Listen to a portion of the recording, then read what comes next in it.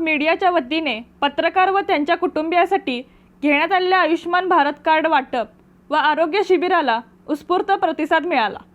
यामध्ये इचलकरंजी, हातकणंगले, शिरोळ परिसरातील पत्रकार व कुटुंबियांनी सहभाग घेतला। पत्रकार व त्यांच्या कुटुंबियांच्या कल्याणासाठी राष्ट्रीय पातळीवर कार्यरत असलेल्या व्हॉइस ऑफ मीडिया कोल्हापूर जिल्हा शाखेमार्फत इचलकरंजी शहरात आयुष्मान भारत कार्ड वाटप व आरोग्य तपासणी शिबिर आयोजित करण्यात आले होते। इचलकरंजीतील रोटरी श्री दगडूलाल मर्दा मानव सेवा केंद्र नाकोडा नगर येथे आयुष्मान भारत कार्डचे वाटप करण्यात आले। आयुष्मान भारत गोल्ड कार्ड व आभा कार्डचे सुमारे 150 पत्रकार व त्यांच्या कुटुंबियांना वाटप करण्यात आले।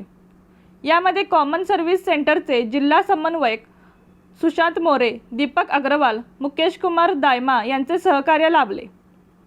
तर सेवा सदन हेल्थ प्लस हॉस्पिटल येथे आरोग्य तपासणी शिबिर घेण्यात आले। सुरुवातीस हॉस्पिटलच्या व्यवस्थापिक गायत्री डुब्बल यांनी शिबिरासंदर्भात मार्गदर्शन केले। व्हॉइस ऑफ मीडिया पत्रकार संघटनेला सेवा सदन हॉस्पिटलचे सदैव सहकार्य लाभेल अशी ग्वाही दिली। व्हॉइस ऑफ मीडियाचे जिल्हा प्रवक्ते डॉक्टर दगडू माने यांनी संघटनेची ध्येय धोरणे व पत्रकारांना मिळणारे लाभ संदर्भात माहिती दिली। शहराध्यक्ष साईनाथ जाधव यांनी आभार मानले। आरोग्य शिबिरात शुगर, ब्लड प्रेशरसह वेगवेगळ्या प्रकारच्या तपासण्या करण्यात आल्या।